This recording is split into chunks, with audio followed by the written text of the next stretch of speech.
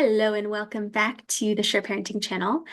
I today wanted to talk about a topic that I was just covering in a one-on-one session that I think is probably applicable everywhere. And it's an approach that I think can be useful to introduce to our kids. Little kids do not do abstract thinking. Keep that in mind, because it's a rather abstract activity. But this has to do with our feelings and the feelings that come to us um, where we're sitting there going, why am I feeling like this? This doesn't make sense. And or feelings that are just really overwhelming. All human beings go through some level of that at some point in their life. Sometimes you're really even keeled and then some big thing happens.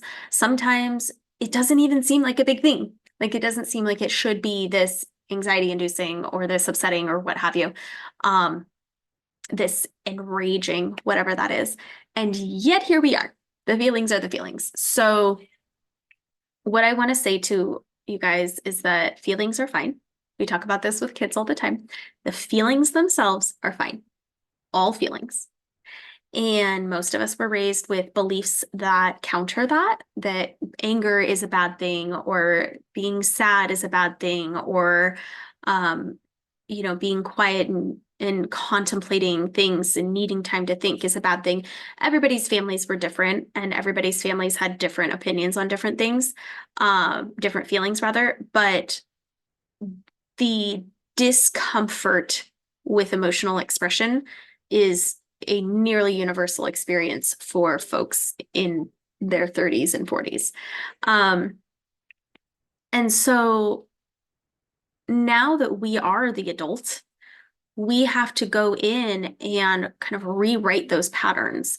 So when I was about 10, I had a friend who wrote a poem.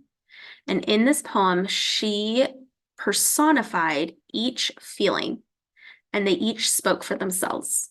Anger had something to say, sadness had something to say, anxiety had something to say. And it was so moving. I still remember, I don't remember the words of the poem she wrote, but I remember like holding her notebook and reading and flipping the page and being like, oh my gosh, this is huge. It was so incredibly impactful to me. And I've never forgotten that. And so, what that has evolved into as I've gotten older is this practice that I call inviting to tea. So, when I have a feeling, a big feeling in particular that pops up, and I feel like, what is that? Oh my goodness, that's a lot. Overwhelmed, flooded. Don't particularly enjoy that. What is happening? I will first try to identify the feeling. Feelings wheels can be helpful. Lindsay Brom, I believe is her name. She made a feelings wheel that is connected with body sensations for people that have a hard time identifying the feelings. So you can identify like, well, what is my body feeling? And then work your way down to the feelings that might mean. Really, really impactful exercise to use. You can get her chart on her website for, I want to say like under $5. I think it's like $3.99 or something for personal use. And then professional use is like $10, which means you could share it if you have clients. And very, very much worth it. Depending on who's listening, if you work with anybody around emotions, you should have this feelings wheel because it combines two really important pieces. There's the feelings, which is important, but there's also the somatic side, which is equally as important. So anyways, using that, figuring out what is the feeling. I have a decent idea usually which wedge of the wheel I'm going to be looking at, but it can help narrow it down. For me, at least, even just reading through and saying the feelings out loud, one of them will have a certain resonance where I'm like, there it is. That's the one, right? So then I will do a visualization exercise where I invite this feeling to tea. Oh, hello, insecurity. Nice to see you. Come on in. Let's sit down and talk. As if this is a literal relative that just knocked on my door and I open the door and they're standing there. I'm not going to slam the door in their face. I'm not going to yell through the door, go away. personally. I mean, I'm sure that some people have some family members that that might be the right response. But this is a non-threatening family member. They might be a little bit weird, they might be a little eccentric. It's just somebody we're going to have a conversation with. So we invite insecurity in and we sit down and talk. And I'll ask, what is it that you have to say? I'll ask, what are you worried about? I will ask, what message do you have for me? And I'll listen. And you can also do this in written form. So if visualization is not your thing, or you feel like a lunatic talking to yourself, fair enough. I've heard these comments. You can try writing to the feeling. So I assigned this to a client last week, and I got a text this morning that that was such a profound exercise, and I was able to uncover some really deep stuff. And guess what? I was given this exercise by Jasmine Gill. Actually, if you know her, she is absolutely magically amazing, utterly amazing. Look for her on Facebook. She's an incredible human. So this is where I got the idea, anyways. But it is so profound to write to a feeling and then have the feeling write back. So I did this in my journal. I have a specific journal for like journaling feeling stuff. And I wrote, anger, what do you have to tell me today? What is your message today? And then I started writing back. Hey, Sammy, I'm Anger. This is what I have to say. And I started writing. And what happens when you write is you activate 10,000 more neurons than when you're just sitting there thinking. I've often likened it to if you had a ball of yarn that was kind of all tangled up, not an organized ball, but just a pile of yarn, so to speak. You could stare at it all day. You could try to visually follow one little thread, but it's a big mangled mess. The only way you're going to untangle that mess is to grab an end and slowly start pulling and working it out, untangling the knots as you find them, and being patient enough to actually physically work through. It's the same thing for our thoughts. So when we're doing this exercise, we are activating 10,000 more neurons. We're pulling the thread and working through and following and staying on track enough to follow the trains of thought to wherever their roots are. And when we write in the third person, we activate a different part of the brain than the first person. When we're thinking in first person and I, and me, we're in one space. And when we think in third person, now anger is writing to Sammy, then we are activating a whole different part of our brain. And it is tremendous, the things that will come out that will shock you. You were like, I did not know that was even in there. How is that in there? I'm in my head. I know my thoughts. How is it? I don't know what to tell you, but it's a really incredible exercise. So the premise of all of this is to get comfortable feeling your feelings. All feelings are fine. Not all behaviors are fine, but all feelings are fine. And we have to recognize the feeling, call it what it is, and say, hey, what do you have to tell me? In order for the purpose of that feeling to deliver that message to be met. Once they have delivered the message, once we've received the message, then they can go on their way. So the visualization exercise can even be done with kids.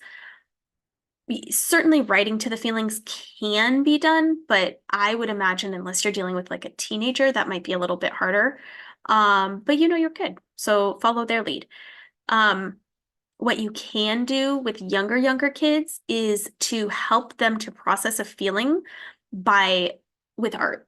So instead of, this structure where we have like kind of a mission to uncover and dig and get an answer, for them, it's a process. It's like, you're feeling really angry. Show me with this paper, with these crayons.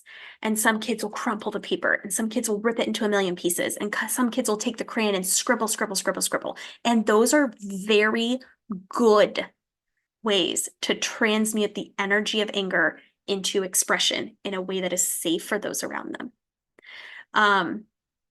Deep breaths are great, but there's a huge leap from I want to punch my brother to taking a deep breath. So we need an in-between step. It's too big of a step for a lot of kids. We need an in-between step where they can use the activation energy in their body and still not hurt somebody. Throwing ice at the ground and watching it splatter is another one. Even adults, by the way, can do scribbling. Again, Jasmine Gill taught me that skill set. And yes, there's black journaling. I've done a video on that on my YouTube channel. There's lots of things. But the premise, again, is to figure out what is it that I'm feeling, personify that feeling as if it was a person, and to ask that feeling, what is your message for me today? And when we do that, we start to develop a relationship with these feelings where anger is my friend. Anger has my back. I am so grateful for this powerhouse woman who is always looking out for me, who cares more about me than literally anybody else on the planet. I have somebody that cool in my corner. That's a really nice way to feel about anger. I don't feel overwhelmed. I don't feel like I can't control her. I don't need to control her. She's just telling me a message. What I do, what behaviors I choose with my own body, those are on me. But anger can come and tell me her opinion. She can tell me, hey, watch out. She can tell me that was out of line and you deserve better than that right there. Absolutely. I agree, girl. Thanks for having my back. And getting to that point with my feelings where I can feel appreciation for the role that they play in my life is incredibly freeing and gives me a deep sense of acceptance and peace. So I wanted to share that with you. If you like these exercises, if you do these exercises, please share below. Let me know how it went for you. Let me know if you're willing, if you want, what you discovered. If you have something else that you do to communicate with your feelings, to learn from your feelings, anything like that in that vein, tell me, because I would love to interview you for the podcast. Because here's the thing. I personally believe that we are part of a generation of people that got sick of the status quo. And there's been generations before us that that's also been true for. But in particular, we have been targeting the emotional world. And we're all doing it in our own ways, and we're all doing little pieces ourselves. But it's the collective that is magic. It's me doing my part, and Jasmine doing her part, and Nicole doing her part, and Paige doing her part. It's all of us learning our pieces of it and then combining forces and communicating with each other and cross-sharing and empowering and inspiring. And it is raising us all up to the next level. That is my favorite thing in the world. To be a part of that is my favorite thing in the world. So if you are a part of it, don't be afraid to send me a message, sammy@sureparenting.com, and let me know. Let me know what you want to share so that I can interview you and let you share in this conversation with this particular group. So thank you so much for being here. Thank you for listening. I hope it helps, and I'll see you next time. Bye.